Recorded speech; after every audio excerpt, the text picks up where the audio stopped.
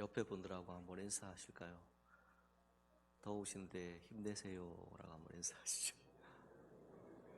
네, 네, 실내가 조금 덥습니다. 좀 무더울 터인데 여기 우리 임마누엘홀에 들어와야 될 냉난방 기기는 새로 제작을 해야 되는 부분입니다. 그냥 만들어 놓은 기계를 가져오는 게 아니라 저희가 새로 제작을 해서 준비를 해야 되기 때문에 조금 시간이 걸립니다. 조금 양해해 주시고, 더우시면 윗도리를 살짝 벗으셔도 괜찮으십니다. 그렇게 해서 함께 은혜 나누는 시간 되셨으면 좋겠습니다. 우리 옆에 분들하고 다시 한번 인사합니다. 사랑하고 축복합니다 라고 한번 인사. 여러분 어릴 때 혹시 이 동요를 불러보신 적이 있으신지요? 우리 모두 다 함께 손뼉을. 할렐루야. 몇 분만 하시네요. 다시 한번 하겠습니다. 우리 같이 한번 해보죠. 우리 모두 다 함께 손뼉을. 아멘. 자, 이 노래가 딱 나오면 제가 국민학교죠. 저 때는 국민학교, 지금 초등학교인데 다닐 때 이 노래를 부르면 그냥 무조건 착착 박수를 쳤어요. 그리고 발을 굴르라면 발을 구르고 그렇게 했죠. 근데 그 노래 가사가 마지막에 뭐라고 그럽니까? 우리 모두 다 함께 즐겁게 노래해. 우리 모두 다 함께 손뼉을 짝짝 이렇게 하거든요.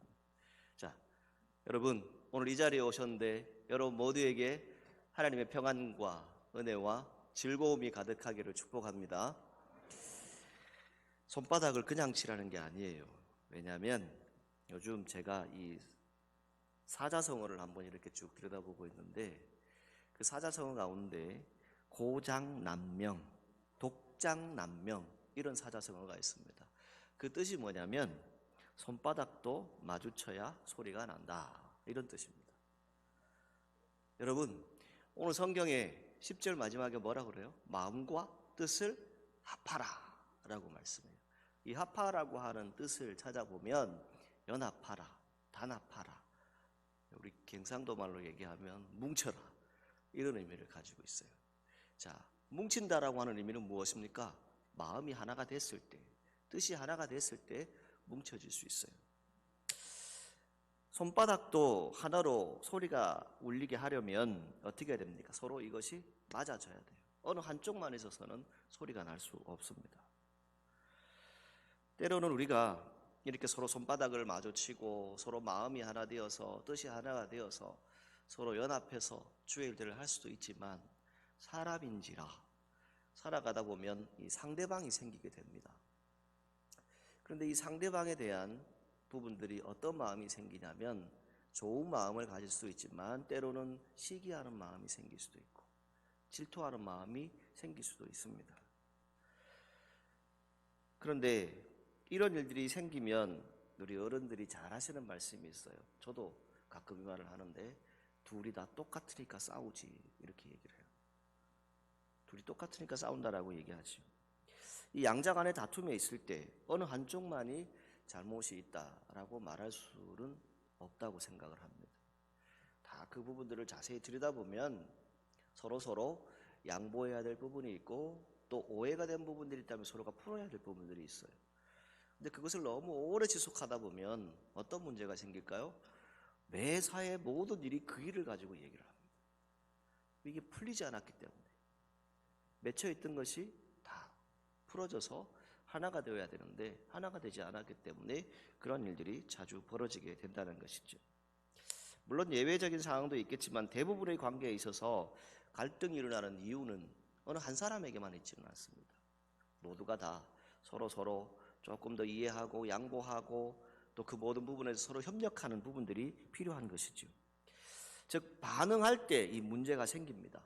오늘 성경에 나타나는 이 고린도 교회의 분쟁이라고 하는 단어도 왜 나타났냐면 사람들이 모이니까 그 일들이 생겨난 것이죠. 만약 성도가 한 명도 없었다면 싸울 일도 없고 다툴 일도 없겠지요. 그리고 서로 시시비비를 가릴 일이 아마 없었을 것입니다.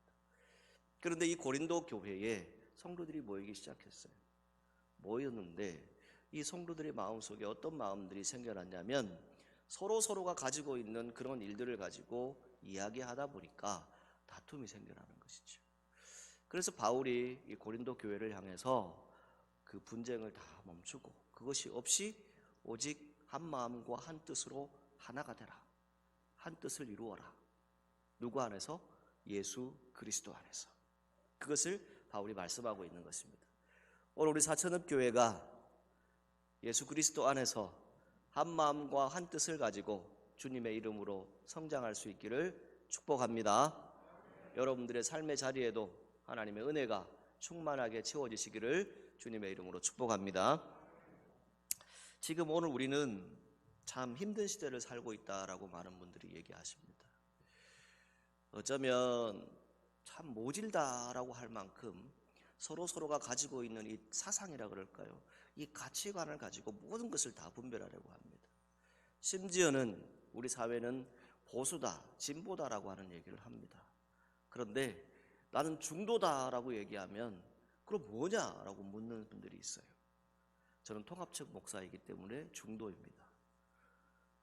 여러분, 우리가 믿음 가운데 살아간다라고 하는 것 중에 특별히 조심해야 될 부분이 바로 여기에 있습니다. 여러분들이 믿음을 얘기하는데 과거에 내가 가지고 있던 사상, 가치관, 철학, 배운 교육, 또 내가 자라온 환경 이런 것을 가지고 우리가 믿음이라고 하는 것을 포장을 해서 얘기할 수 있어요. 오늘 우리가 이 시대를 살아갈 때에 어떤 가지고 있는 모습들이 기득권일 수도 있고 때로는 이 변화를 요구하면서도 철저히 내 자신을 지키려고 하는 그런 모습들이 오늘 우리 사회에 있습니다. 자, 이런 시대에 이제 오늘 여러분들이 예배드리러 오시면서도 여러 후보들을 이렇게 만나셨겠지만 제가 이미 이럴 줄 알고 새벽에 기도해달라고 그랬거든요. 왜냐하면 이 6.1 지방선거에 출마하신 분들은 나름대로 다 뜻이 있고 이 지역사회를 위해서 하고자 하는 일들이 있기 때문에 나오셨겠지요. 자, 그런데 오늘 이 시대를 향해서 많은 젊은이들이 이런 얘기를 합니다. 무슨 얘기를 하냐면 군웅할거라고 하는 이야기를 해요. 군웅할거. 뭐냐? 사람은 많은데 세우고 싶은 사람들이 있는데 문제는 영웅이 없다는 거예요. 정말 거대한 사람, 정말 이 사회를 변화시킬 수 있는 사람들이 있을까 하는 그런 의문들을 오늘 이 시대의 젊은이들이 오늘 이 시대를 살아가는 우리가 가지고 있다는 것이죠. 교회를 보아도 정말 교회를 위해서 헌신하고 세웠던 그런 믿음의 일꾼들이 지금까지는 있었는데 과연 오늘 이 시대를 대표할 수 있는 그런 하나님의 사람들이 있을까라고 하는 그런 의무를 우리가 가질 때가 있습니다. 정작 지금 우리 시대를 바라보는 그 모든 것은 어떤 것입니까? 각 지역을 대표하고 또 심지어는 교회를 대표하고 또 우리가 이 사천 지역을 대표하는 사천읍 교회로서 어떤 역할들을 함에 있어서 과연 예수 그리스도 안에서 그 믿음의 자리를 세워나갈 수 있는가라고 하는 부분들을 우리 스스로가 기도하면서 찾아보아야 한다는 것입니다. 그 이유는 이렇게 말씀드릴 수 있습니다. 두 가지 단어로 얘기를 할 수 있는데 이것은 세상 사람들뿐만이 아니라 오늘 우리 믿음의 사람들 여기 서 있는 저를 포함해서 우리 모두가 다 함께 생각해 봐야 할 문제입니다. 첫 번째는 위선입니다. 위선. 어떤 의미입니까? 선을 꾸미는 것이죠. 없는 선을 만들어내는 것입니다. 자기가 안 해놓고 했다고 얘기합니다. 나는 착한 사람이고 나는 선한 사람이고 나는 의로운 사람이라고 얘기합니다. 이런 위선적인 행동을 하는 세상 사람들도 있지만 오늘 우리 안에도 그런 행동들을 할 수 있습니다. 또 거짓이라고 하는 것을 말합니다. 이 거짓이 무엇입니까? 거짓말. 그죠? 있지도 않은 것인데 그것을 만들어냅니다. 모든 부분에 있어서 사실과 어긋나는 것을 행하는 것을 거짓이라고 얘기합니다. 그것은 뭡니까? 꾸미는 것이죠. 허위인 것이죠. 결국 이 사회뿐만이 아니라 오늘날 한국 교회 안에 나타나는 여러 현상들 중에 하나가 무엇입니까? 바로 이런 것이에요. 우리 스스로가 믿음의 사람이다, 그리스도인이다 라고 말합니다. 오늘 성경 우리가 읽은 6절부터 10절까지의 내용을 쭉 보시게 되면 그리스도라고 하는 단어가 5번 나옵니다. 이 그리스도가 무엇입니까? 그 뜻을 찾아보면 기름 부음 받은 자, 선택받은 자, 구별된 자 이런 의미를 가지고 있어요. 세상을 우리가 얘기하기 전에 오늘 우리가 그리스도인으로서 예수 그리스도를 믿는 하나님의 사람으로서 우리가 과연 우리 속에 이 위선과 거짓이 있는지 없는지를 우리 스스로가 찾아보아야 하고 또 판단해 보아야 할 것입니다. 이제 이것으로 끝나는 것이 아니라 그런 것들이 자꾸 드러나다 보니까 오늘날의 세대가 무엇을 얘기합니까? 정의를 얘기하고 공의를 자꾸 얘기합니다. 그래서 모든 세대가 정의로운 사람, 공의로운 사람, 심지어는 협치할 수 있는 사람, 그런 지도자를 찾기도 합니다. 그런데 우리의 모습 속에는 어떤 것이 나타납니까? 너도 나하고 다르지 않잖아.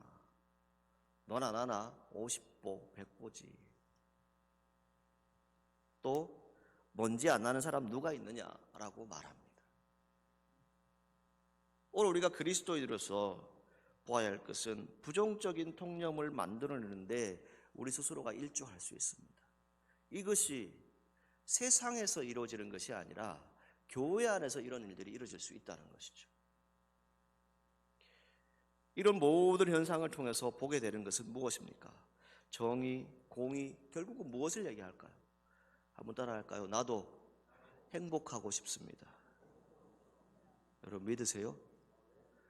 여러분 행복한 사천읍교회 성도들이 되시기를 축복합니다. 여러분 이왕이면 신앙생활 하는데 행복해야지요. 그죠? 교회에 오시는 것이 행복해야 하고, 여러분들이 세상으로 나갔을 때 여러분들의 삶의 자리가 행복하고 싶지 않으세요? 10분 빼고는 별로 안 행복하고 싶으신가 봐요. 여러분 행복하고 싶지 않으세요? 자, 그럼 이 행복이 어떻게 되어야 할까?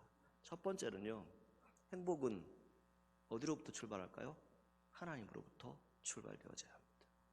자, 저를 따라서 한번 하십니다. 하나님으로부터 행복하기를 원합니다. 자, 이건 분명해야 돼요.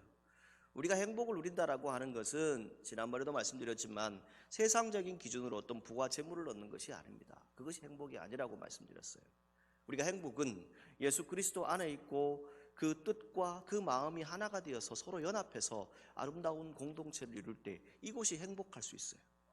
자, 그러면 두 번째 행복이라고 하는 것은 어디로부터 출발할까요? 자, 저를 따라합니다. 사천읍 교회로부터. 할렐루야. 네. 여러분 교회로부터 이 행복이 시작되어져야 돼요. 출발되어져야 돼요. 오늘 저와 여러분들이 섬기는 교회가 행복해야 돼요. 여러분들이 예배 드릴 때 예배 드리면서 내 마음에 임하시는 성령의 은혜를 느낄 때 여러분들의 마음에 평안이 찾아오고 행복함을 느낄 수 있어야 돼요. 그것이 없다면 어떻게 됩니까? 이 한 시간이 너무 힘들죠. 예배 드리는 것 자체가 힘이 될 것입니다. 결국 그 안에 행복이라고 하는 것은 무엇을 얘기할까? 성경에서 한번 찾아보았어요. 사도행전 2장에 보게 되면 초대교회가 나타납니다. 이 초대교회는 어떤 교회였습니까? 120명의 성도들이 모였다라고 되어 있어요. 120여 명, 120명이라고 이렇게 하는데 약 한 120명 정도가 이스라엘 사람들이 모였어요. 그리고 그 가운데서 성령의 능력을 체험했어요. 각자가 각자의 나라말로 방언을 하기 시작했어요. 불의 혀같이 임하시는 성령의 능력을 보았어요. 그랬을 때 그 소문이 퍼져나가기 시작했어요. 성경에 보면 약 20여 개국의 사람들이 몰려오기 시작했어요. 3,000명이 모였어요. 누구의 설교를 듣기 위해서? 베드로의 설교를 듣기 위해서 모였어요. 그 베드로의 설교가 무엇이었을까? 많은 학자들이 얘기하기를 예수님과 함께했던 그 사건과 십자가라고 얘기해요. 그리고 고난과 부활이라고 얘기합니다. 베드로가 얘기했던 것은 다른 것이 아니었어요. 예수님이셨어요. 그 예수님을 전했을 때 3,000명이라고 하는 숫자의 사람들이 몰려왔어요. 다양한 인종, 다양한 문화, 다양한 종교를 가진 사람들이 몰려왔어요. 왜? 무엇이 나타나고 있는지, 어떤 역사가 있는지를 보기를 원했어요. 그들은 어떤 사람들입니까? 지난 시간에는 때로는 분쟁했습니다. 분열했어요. 때로는 대결하고 그걸로 끝나는 것이 아니라 전쟁을 일으키고 서로 싸웠던 사람들이었어요. 그 사람들이 몰려왔어요. 몰려와서 그들에게 하나님의 은혜가 임하고 예수 그리스도의 이름으로 세례를 받은 후에 그들은 어땠습니까? 더 친밀한 교제를 나누기 시작했어요. 서로 떡을 떼기 시작했어요. 모일 때마다 기도하기 시작했어요. 모일 때마다 무엇을 했습니까? 성도의 교제, 아름다운 하나님의 공간이 이루어지기 시작했어요. 여러분, 우리 교회가 이렇게 되기를 주님의 이름으로 축복합니다. 날마다 같은 마음을 가지고 사람들이 모이기에 힘썼더라. 그랬을 때에 도와여줬더라라고 성경은 말씀하고 있어요. 결국 이 시대를 살아가는 오늘 우리가 행복하기를 원한다라고 하는 것은 다른 것을 말하지 않습니다. 저와 여러분들이 행복하기를 원하신다면 예수 그리스도를 만날 수 있고 예수 그리스도로 하나가 되시기를 주님의 이름으로 축복합니다. 이제 코로나가 약 한 2년 4개월 정도 시간이 지났습니다. 얼마 전에 질병청장이었죠. 그죠? 수고했던 장관이 이제 사임을 했어요.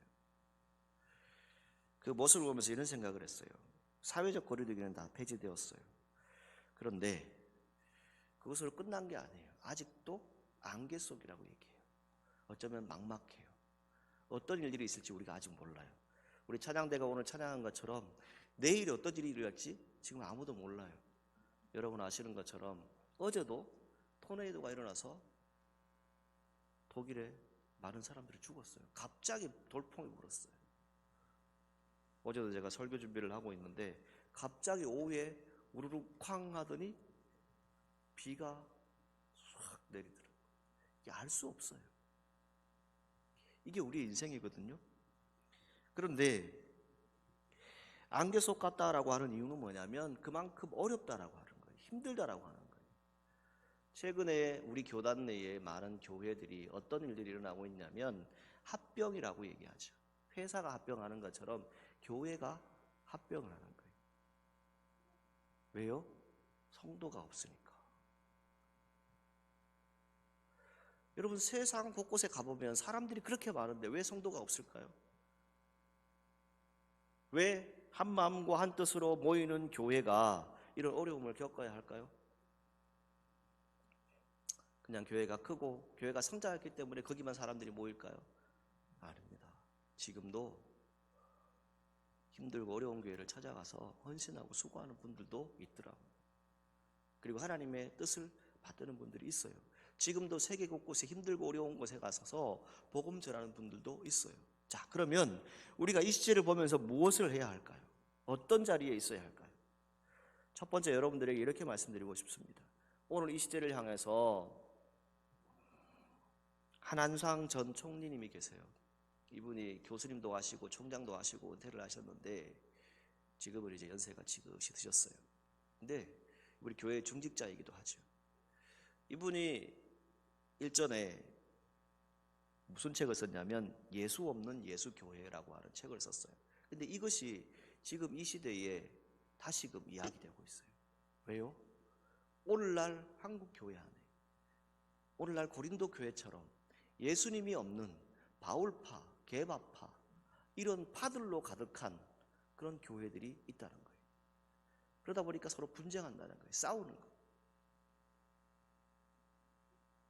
결국 그 안에 무엇이 있습니까? 교회가 움직이는 것 같은데 예배 드리는 것 같은데 실제적으로 하나님이 없고 예수님이 없다는 거예요. 오늘 사초듭 교회는 하나님이 계시고 예수님이 계시고 성령님이 함께 하실 줄 믿습니다. 저는 이 부분들을 생각하면서 목회자의 자질에 대해서 한번 생각해 보았어요. 여러분들도 기도하시면서 그 1년 동안 담임 목사를 세우셨지만 그러나 여러분들이 선거에서 뽑았지만 세우는 분은 누구세요? 하나님이 세우시죠. 그런데 세움에 있어서 저 자신도 제 자신을 들여다볼 수 있어야 돼요. 원로 목사님 일전에 책을 많이 만드셨잖아요. 그죠? 그 책을 만들어낸 게 제 방에 몇 권이 있어요. 그 책 중에 목회 현장 견학 세미나라고 하는 책이 있더라고요. 그 책을 이렇게 쭉 보는데 그 책에 목회자의 자질에 대해서 3가지를 써놓았어요. 뭐라고 했냐면 첫 번째, 한 영혼 한 영혼을 소중하게 여기는 목회자. 어찌 아멘을 안 하신대요? 한 영혼 한 영혼을 소중하게 여기는 목회자. 한 번 더 얘기할게요. 한 영혼 한 영혼을 소중히 여기는 목회자. 여러분 그런 목회자가 되도록 여러분들이 기도해 주셔야 돼요.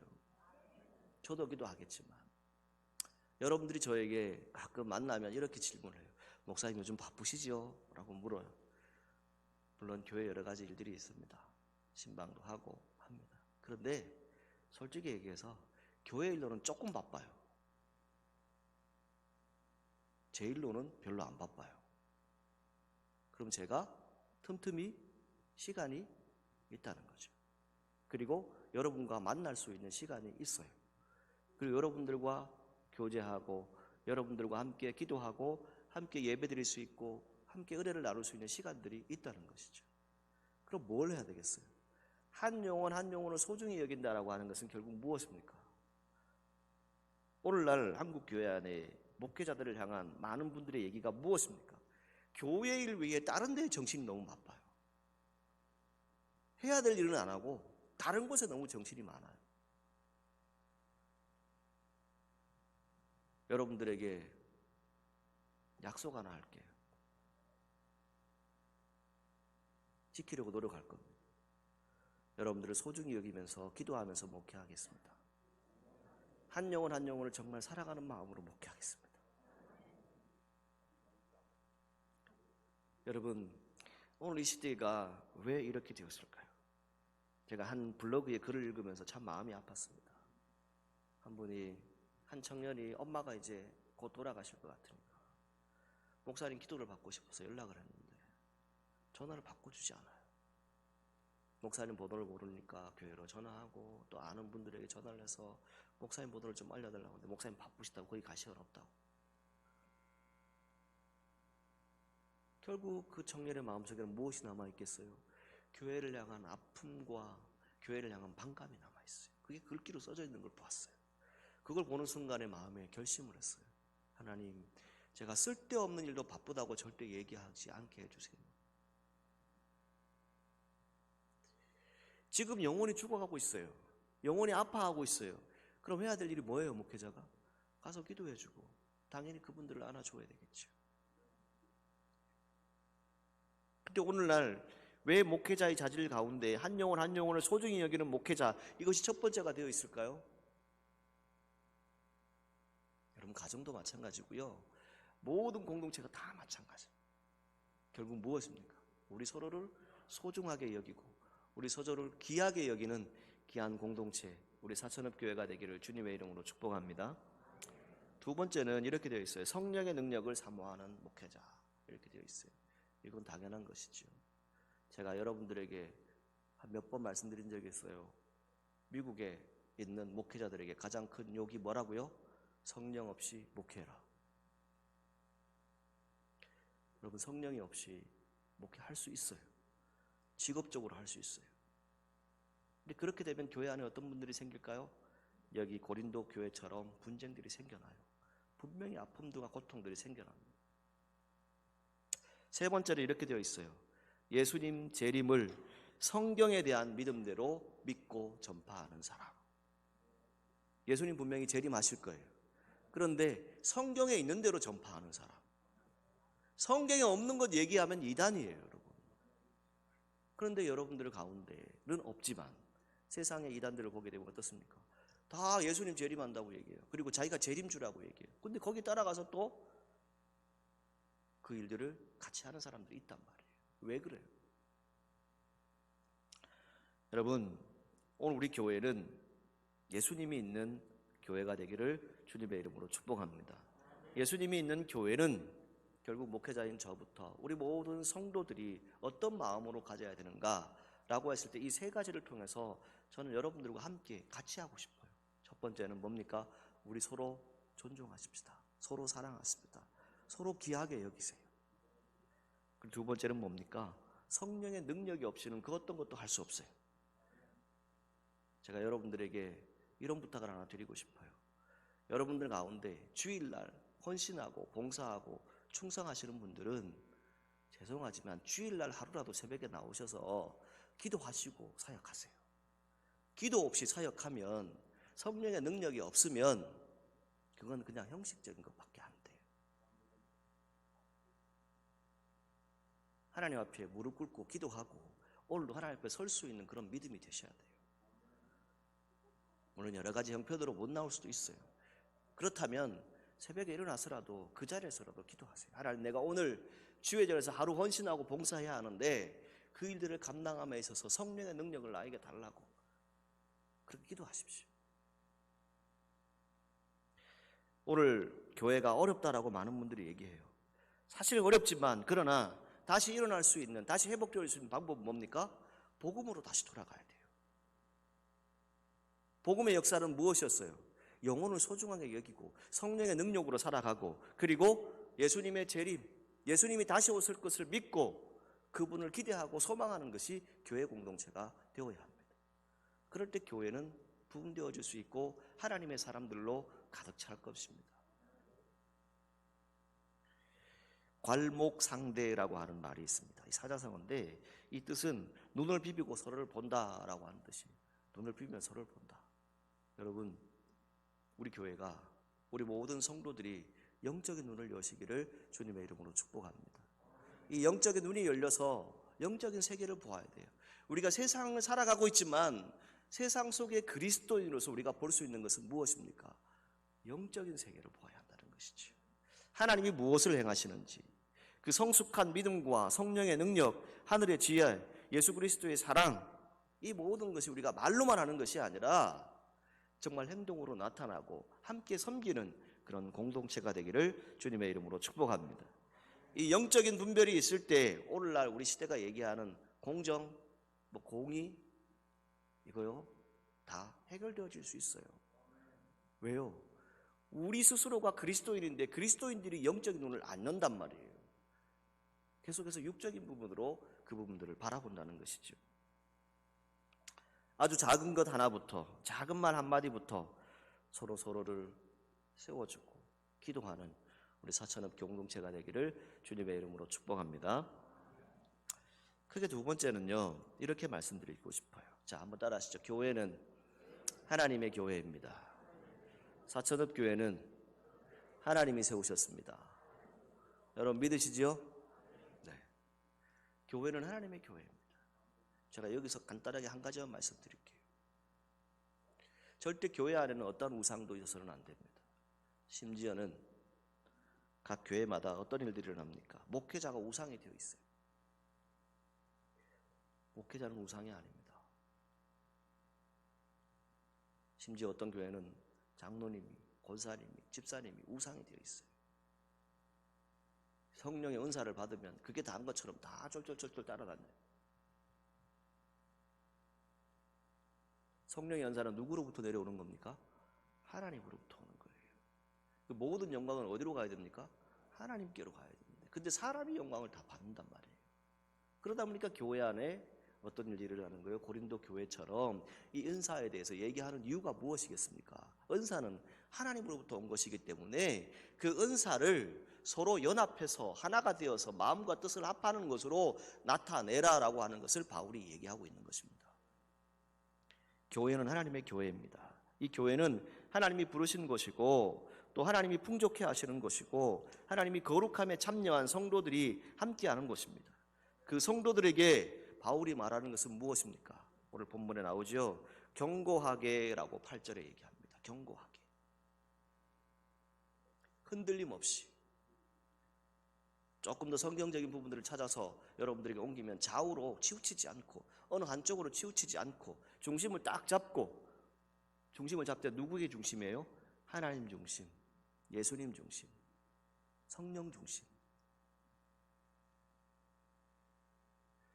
우리는 선택하고 집중해야 합니다. 그러나 그 선택과 집중 가운데 우리가 보아야 할 것은 이런 말이죠. 이 당시에 고린도 교회를 향해서 하도 문제가 많으니까 이 당시 유행하던 문장이 뭐였냐면 고린도인 같다라고 하는 말이 있었대요. 고린도인 같다. 이게 뭐냐면 하도 신앙생활 하고 있는데 시끄럽고 싸우는 교회니까 저 사람들 보니까 고린도 교회 교인들 같다, 이런 말들이 떠돌았대요. 학자들에 대한 얘기이지만 그러나 이 일을 한번 생각해 보십시오. 오늘 저와 여러분들이 섬기는 교회가 이 지역사회와 세계 열방에 알려질 때 사천읍 교회 성도들, 사천읍 교회 하면 어떤 말들이 나와야 될까요? 그 교회는 참 성도들이 하나님 잘 섬기는 교회다. 참 그 교회는 예수님 잘 모시는 교회다. 참 그 교회는 성령의 능력이 함께하는 교회다. 이런 소문이 나기를 주님의 이름으로 축복합니다. 우리가 감사할 수 있는 것은 다른 것에 있지 않아요. 교회는 1장 5절에 보게 되면 예수 그리스도를 아는 지식으로 가득해야 돼요. 그리고 6절에 보게 되면 그리스도가 증거가 돼야 돼요. 7절에는 모든 은사가 풍성하게 나타나야 돼요. 어느 한 사람만이 하는 게 아닙니다. 서두에 우리가 함께 노래 불렀잖아요. 이 손바닥에 소리를 내기 위해서는 서로 합해야 돼요. 이것이 안 되면 우리 모두 다 함께 이 일들을 할 수가 없어요. 오늘 하나님이 세우신 사천읍 교회입니다. 이 사천읍 교회는 고린도 교회가 왜 이런 말들을 들어야 될까를 잘 생각해 보셔야 돼요. 결론적으로 이렇게 말씀드립니다. 이 당시에 고린도 교회는 교사들이 많았다라고 학자들에 의해서 추측합니다. 또 여기에는 철학자들이 많이 있었을 것이다 라고 얘기합니다. 그래서 이성적으로 뭔가를 알았어요. 많이 알았어요. 그러다 보니까 서로 따르는 길들이 다 달랐겠죠. 예수파, 바울파, 게바파, 아볼로파 이런 식으로 파가 나누었어요. 그래서 교회 안에 분쟁이 자꾸 일어났죠. 본질상 중요한 문제가 아니라 전혀 교회의 신앙생활하는데 문제없는 그런 일들로 서로가 분쟁을 했다는 거예요. 교회는 분쟁이 일어나서는 안 됩니다. 교회는 지나치게 인간 중심으로 움직이기 시작하면 싸움이 일어납니다. 교회는 어느 한 사람도 우상이 되어서는 안 됩니다. 오직 우리가 바라보고 소망해야 될 분은 하나님입니다. 그리고 예수님입니다. 그리고 성령님의 은사를 사모하시기를 축복합니다. 말씀을 맺겠습니다. 본문 우리가 읽지를 않았지만 17절 말씀에 보게 되면 마지막에 이렇게 얘기합니다. 바울은 순수한 마음과 용어를 쓰기 위해서 무엇을 얘기하냐면 십자가만을 나타내려 함이라 라고 말씀합니다. 십자가만을. 오늘 사천읍 교회가 예수 그리스도의 십자가만 나타나는 귀하고 복된 교회가 되기를 주님의 이름으로 축복합니다. 우리 사천읍 교회, 하나님이 세우신 교회입니다. 이제 114년의 역사를 향해서 이제 달려가고 있습니다. 이 역사 가운데 우리가 해야 될 일은 다른 것에 있지 않습니다. 하나님이 일하십니다.